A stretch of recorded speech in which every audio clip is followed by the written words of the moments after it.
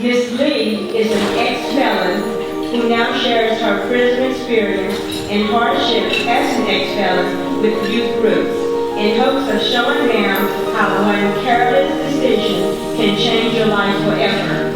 Currently, Ms. Lee is pursuing her Bachelor of Science degree in Business from Atlanta Metropolitan College in Atlanta, Georgia. I present to you our speaker for the night, Ms. Desiree Lee.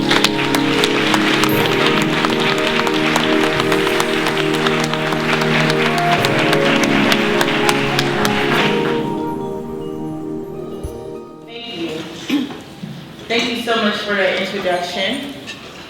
Thank you, President Ms. Gloria and Ms. Colling, for inviting me to share my story with you guys.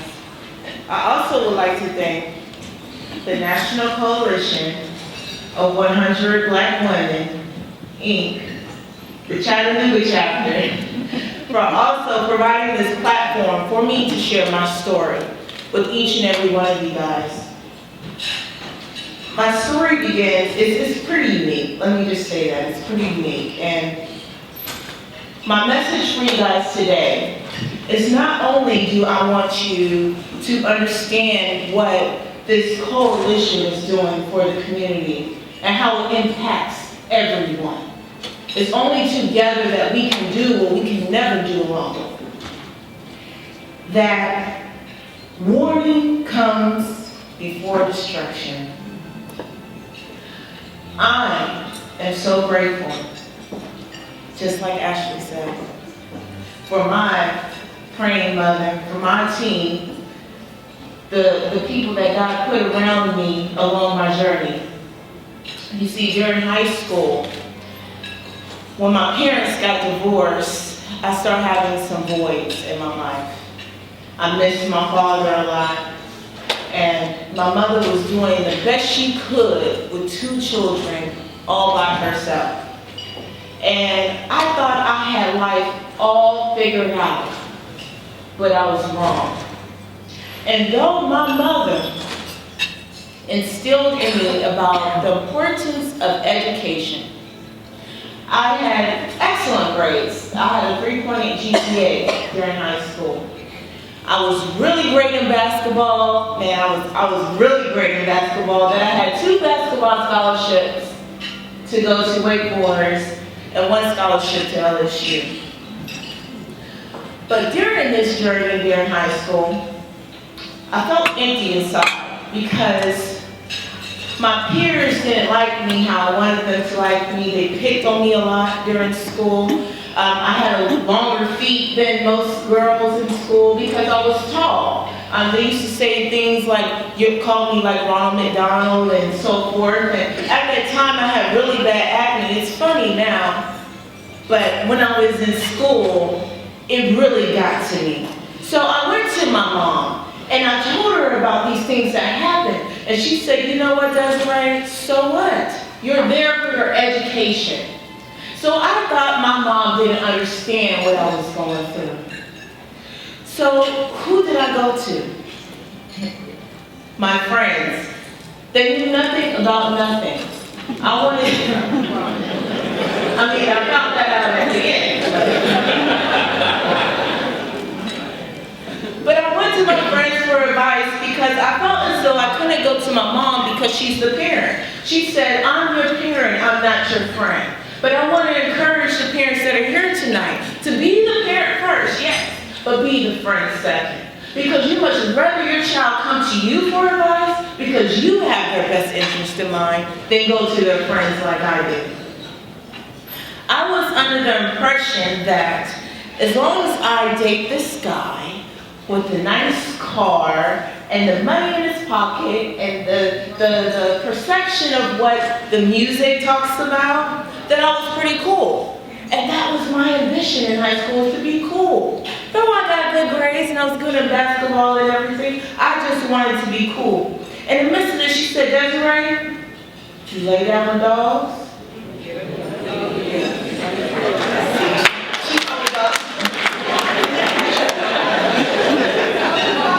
Okay? And she used to also say, association brings on assimilation. Those you hang around is what you become. Show me who your friends are and I'll show you who you'll be. And I did not listen to my mom. I thought she didn't know what she was talking about, but she was instilling seeds in me along my journey that will help me to be successful as an adult. But she didn't understand, right? Also, my mother said to me, Desiree, it's a sin to be, pretty and dumb. So I was a bookworm to heart because I didn't want to be associated in this category, and I wanted my mom to be proud of me. I wanted her so much to be proud of me, and these were seeds that she planted in my mind. But because I listened to my friends, I was dating this guy that I loved so much, and he told me he loved me too, and I believed him. He said that he was for me, and we were going to ride off into the sunset. I said, all right.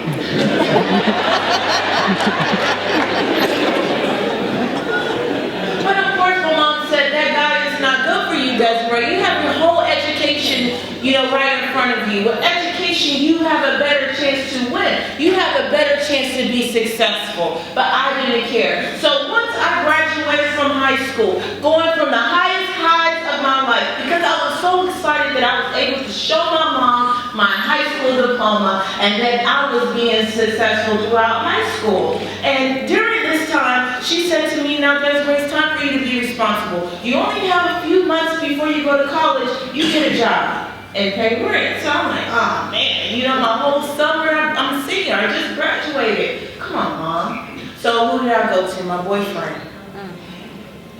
And my boyfriend said, I know of a quick way for you to get this money. I said, really? What kind of way? And he said, we're going to go, they call it hit licks. It's a slang term, but go rob some people for a quick cash. So he said, you have the car. And I'll just go with my friends inside. When you get caught, you won't get in trouble because you're just the driver. You won't get that much time because you're just the driver. Oh, and you're a girl. We'll do all that for you. We just want you to get into college. So I said, okay, and I believed him.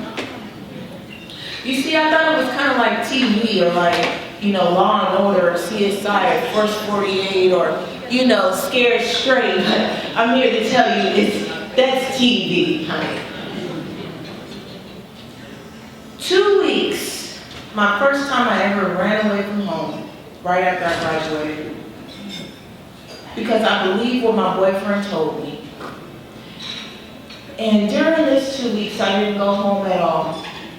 My mom was trying everything she could to get me home. She said she reported the car stolen because the car that I had was my graduation gift from my mother. And during this time, I was more afraid of going home, because my mom, she didn't play that, than getting caught by the police. I thought that we will never get caught. That's what I thought. And on this night, I said, you know what, guys? I think, I have a few dollars in my pocket. We're about to go home. So, okay. We were coming from the pool hall. And we were coming from the pool hall.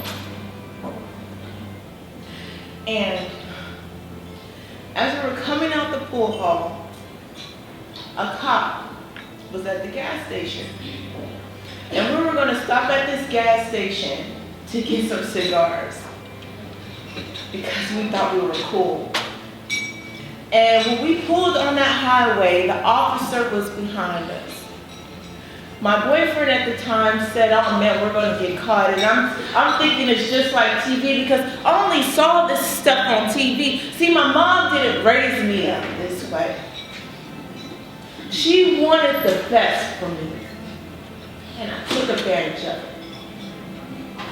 And when we were driving, the cop was behind us. We're on 285, 2 more cop cars coming. As we pass another exit, 2 more cop cars are coming. And I'm like, who are they after? Because they couldn't be after us. Because we can't get caught. All of a sudden, the helicopter is on us. I'm afraid, and I had this thought in my mind at 17 years old, that if I could just get to the next county, they can't touch us. But that's not true either.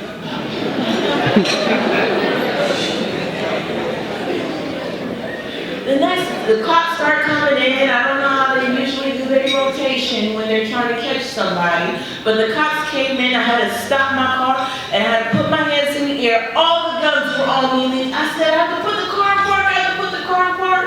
Because I was so afraid. When I put the car in park, they put me in a police officer car. They put him in another. I'm sitting here thinking I'm bad because I'm rough and tough. The officer turns around to me. He says, do you know what we're locking you up for? I said, yeah, I know what you're locking us up for. He said, what do you think we're locking you up for? I said, because my mom reported the car stolen. So he types in the numbers. He turns around and he says, the car is not stolen. And at that moment,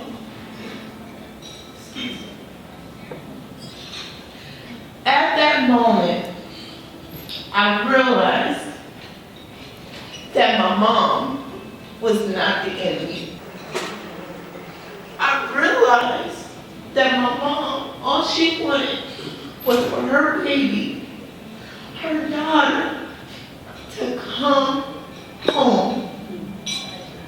And all I had to do was listen to my mother.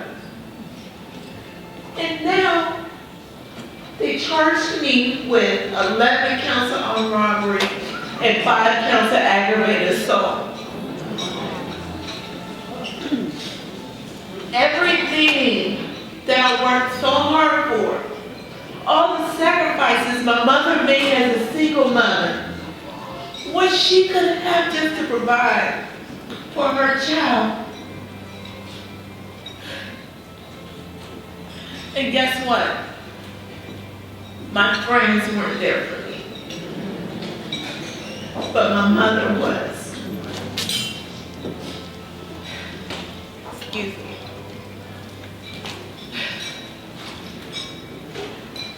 Because I didn't like my mom's rules.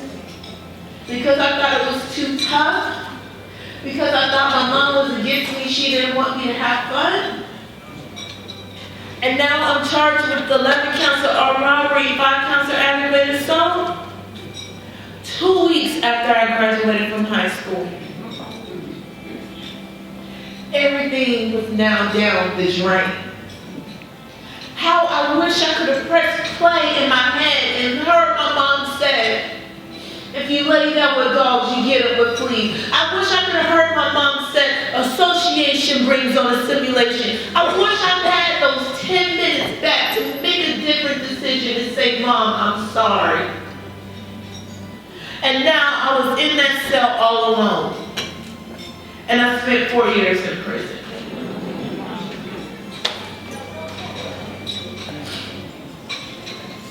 Thank God for a praying mother. Because in the state of Georgia, 1 armed robbery, the minimum is 10 years. I had 11 of them. The minimum for 1 aggravated assault is 5 years. I had 5 of them. And at 17 years old, with a 3.8 GPA and 2 basketball scholarships, I was facing 135 years in prison.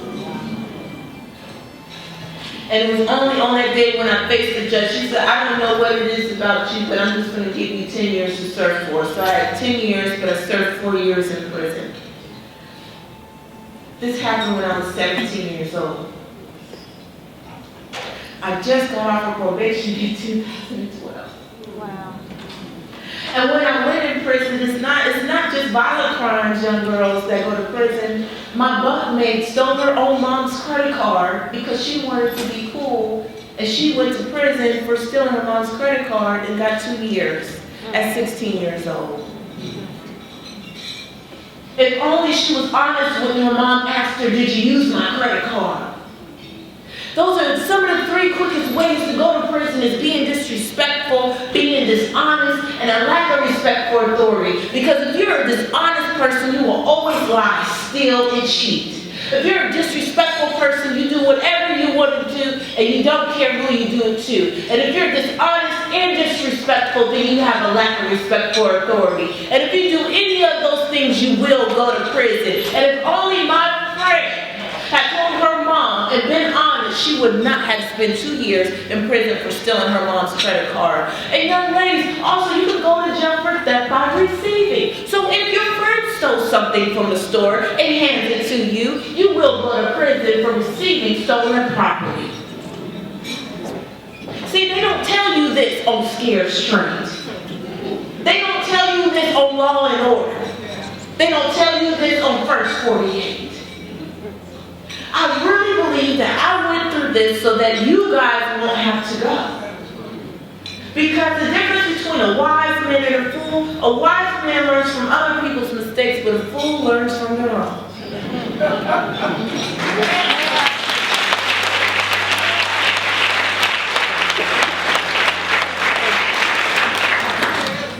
Warning does come before destruction, and I just might be somebody's last warning tonight. The one thing we all got in common in prison is that we all thought we weren't going to get caught.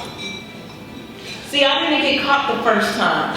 I didn't get caught the second time. I didn't get caught the third time, the fourth time, or the fifth time. I got caught the 11th time. But I'm here to tell you that you will get caught. When I got out of prison, I was so happy. My mom was there, of course. But I thought I was going to be able to just bounce right back and get my life together. Just like on some movies we see, right? That's a lie.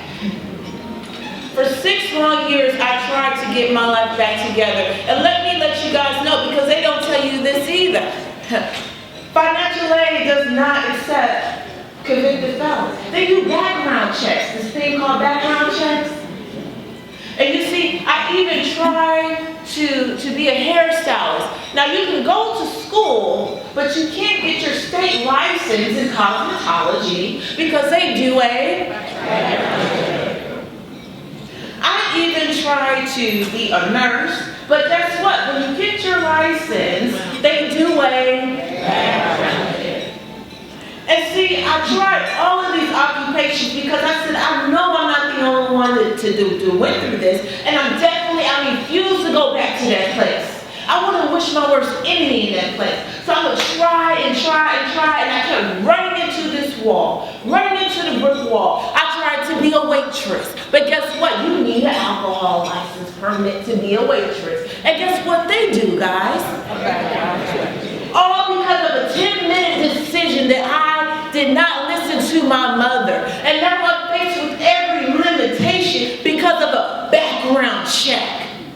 How I wish I could go back and just start over. But you only can be 5 years old for 1 year. You only can be 6 years old for 1 year. You only can be 13 years old for 1 year. 12 months. So make the best of it. See, what the National Coalition of 100 Black Women sees in every one of you is they see greatness. And it's time for you guys to step up and start acting like it.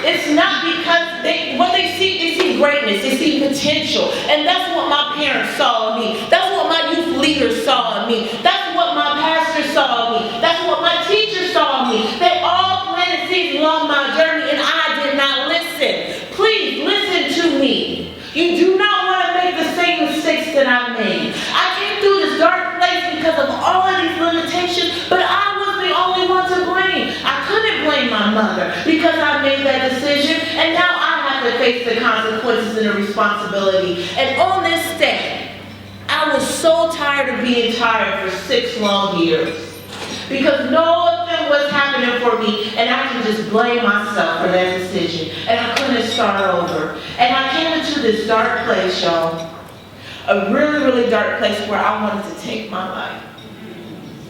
because I kept getting tired of going through everything. And I said, well, maybe my mom has a better chance with my daughter. Maybe it's better without me. And in this minute, my mom, she asked me to go to, if I wanted to get my feet done. And I said, yeah, sure, this is, the last time I was going to spend with her. In my mind, I thought. And in this moment, I came across a lady, just like Ashley did. Came across somebody just come at the right time, the timing. And she said to me, let's have coffee, let's sit down the next day. So it ruined my plans.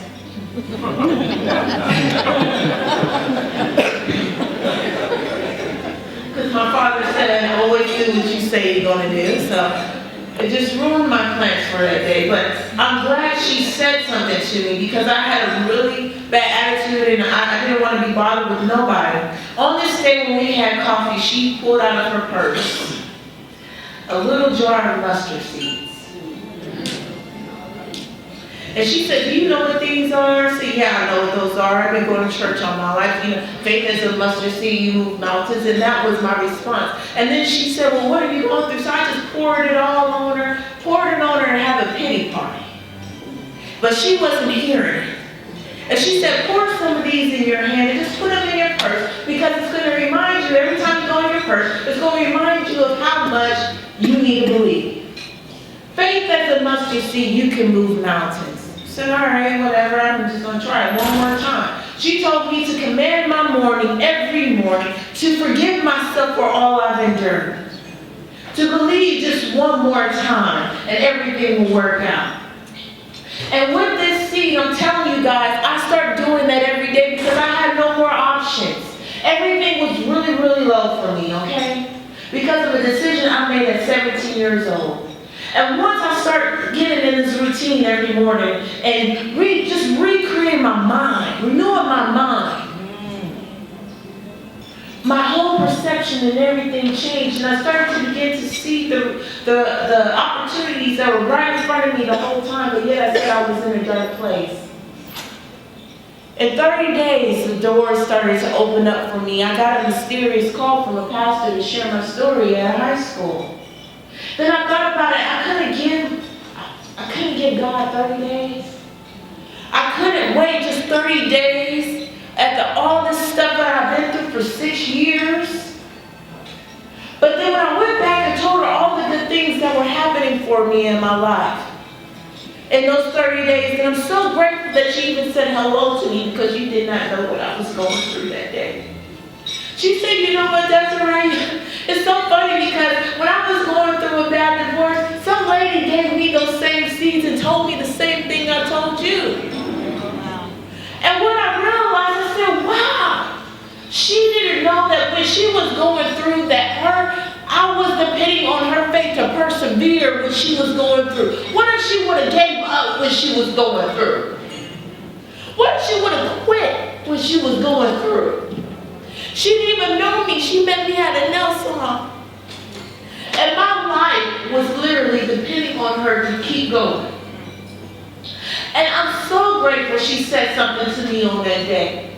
Because that's when my eyes opened up and realized that every teenager out here probably was depending on me to give them their warning before something very destructive happens. I didn't know how many kids were depending on me to persevere everything that I went through so you don't have to go. I don't know what mother is praying out here for their teenager, for you guys to start to get it right. This is not a joke. I can't go back and be 5 anymore and start over. This is real life. And I am tired. I am tired, and I do not want you guys to see what I saw, because I didn't listen to my mom. Warning comes before destruction. And at that moment, I realized the only limitations we have are the ones that we place on ourselves. As many times as I share my story, I try not to get emotional, but I relive this experience every single time. And I really believe what your parents is not just what they see is greatness, but you guys have an opportunity to not make the same mistakes your parents did, to be in a better position than your parents. So if you ever find yourself in a dark place, teenager, youth, excuse me, young lady, warning comes before destruction, and not everybody makes it out of prison. I mean, I'm really lucky to be standing here in front of you today.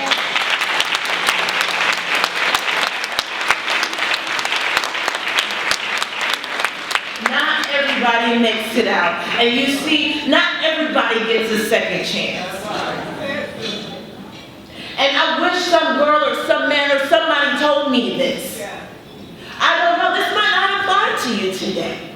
It might not be 2 weeks from now. But when you find yourself about to face this situation because your friend said it's okay and it's cool and I got you, that I just pray that you take 10 minutes to think before you make that silly decision or destructive decision. Prison, so I was about that life and I tried that life, and I'm telling you, I don't like that life.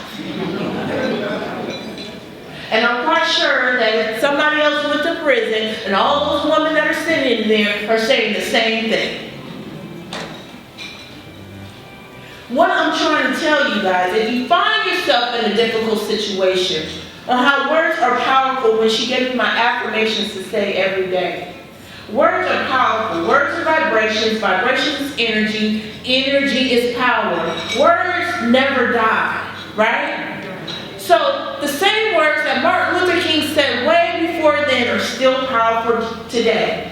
So what his words that helped me through it, because what he said is, Desiree, if you can't fly, you make sure you run. And if you can't run, Desiree, you walk. And if you can't walk, you crawl. But whatever you do, do not give up. That's what Ashley did. If she couldn't fly, she ran. If she couldn't ran, she walked. But if she couldn't walk, she crawled. And whatever you do, don't give up. For those 6 years, I tried to fly and I couldn't fly. So I ran, and then I couldn't run, and then I walked, and then I couldn't walk, but I crawled. But whatever I didn't give up. And I'm telling you today that you too can overcome the life's most difficult barriers. You too can overcome those struggles and hurdles that you face every day. You guys are not by yourself. You have the National Coalition of 100 Black Women by your side.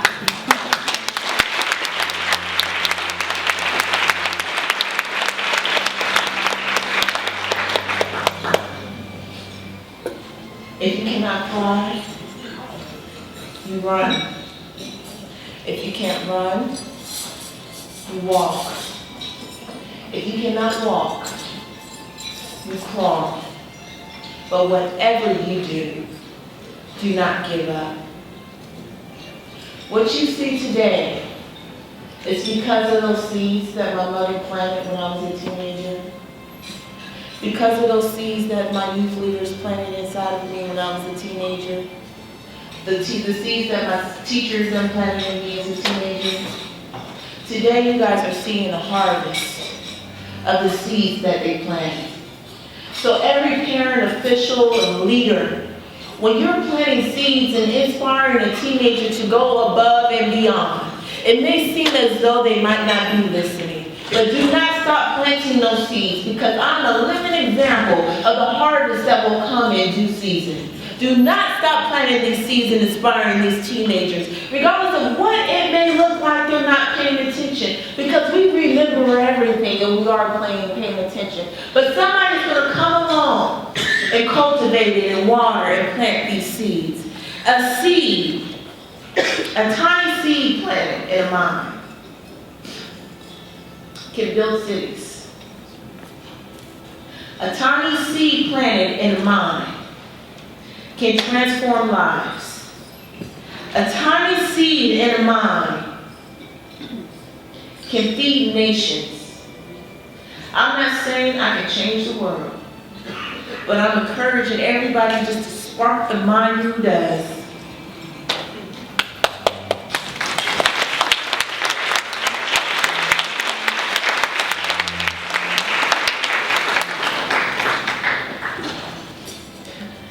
My name is Desiree. And this is my story. My mistakes are laid out right in front of you. The art of making a decision is knowing what your options are. You either continue down this destructive path, or you can learn from my mistakes and succeed beyond measure. Warning does come before destruction, and you just might not get that second chance. So I'm somebody's warning tonight. I really appreciate you guys giving me your time and listening to my story. But I want to encourage each and every one of you that if I can overcome my life's most difficult barriers, that you too can overcome life's most difficult barriers. Take heed, because you just might not get a second chance. Thank you.